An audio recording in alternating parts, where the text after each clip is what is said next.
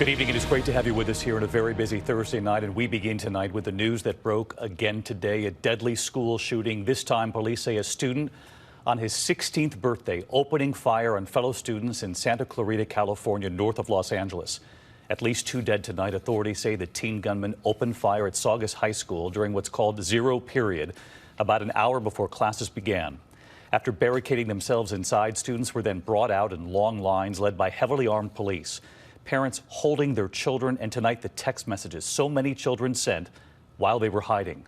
The suspect, who police say shot himself, is now in custody, and news tonight on the students who did not survive. ABC's chief national correspondent Matt Gutman leads us off from the scene. It was just before 8 a.m. this morning at this school north of Los Angeles when police say the teen walked up carrying a backpack and opened fire. We've got an active shooter at Saugus High School. We need all units to respond. Dozens of cruisers and SWAT teams racing to the Saugus High School in Santa Clarita.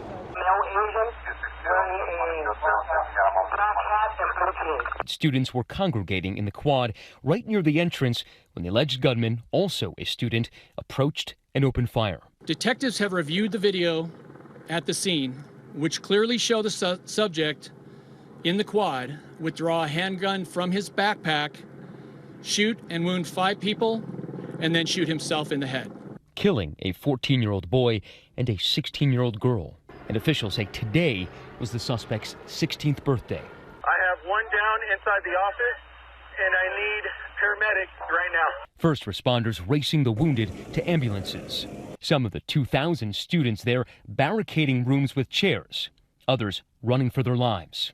We heard what sounded like binders dropping, because that happens, or a birthday balloon popping. Especially by the library where it echoes. But then there was still something in our gut that told us that it was wrong. That doesn't sound exactly like a balloon. So everyone went quiet. And then we heard two more. And that's when we're like, this is not okay. Something is wrong. This is not normal. Yeah. And then another pause, and 3 more, and that's when we grabbed our friends and we just ran. I just yelled at my teacher. I said, we got to lock the doors right now. 17-year-old Hayden Trowbridge's parents have been preparing him for this since he was 4 years old, he said. I did have my water bottle just in case, because it's like a deadly weapon. Choir teacher Caitlin Holt finding herself doing triage in her classroom.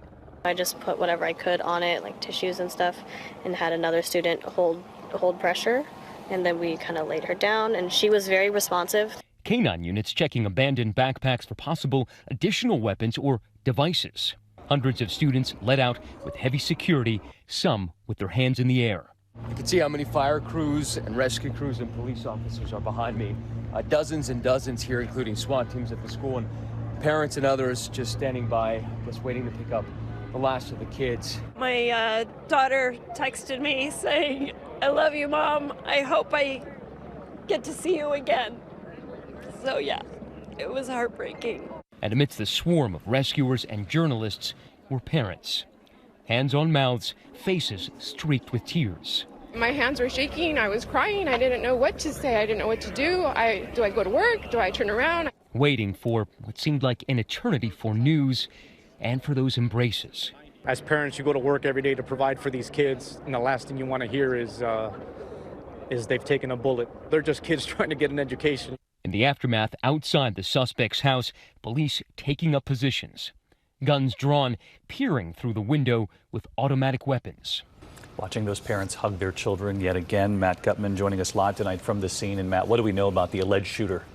David, that suspect is in the hospital and in critical condition. Now, we are told by authorities he was a troubled young man. His father died 2 years ago of a heart attack, and they are now interviewing his mother and an ex-girlfriend who are apparently cooperating. Investigators are also looking into an Instagram post that he apparently posted last night saying, "Saugus, have a fun day at school tomorrow." David. We're thinking about all the victims' families tonight. Matt Gutman leading us off. Matt, thank you.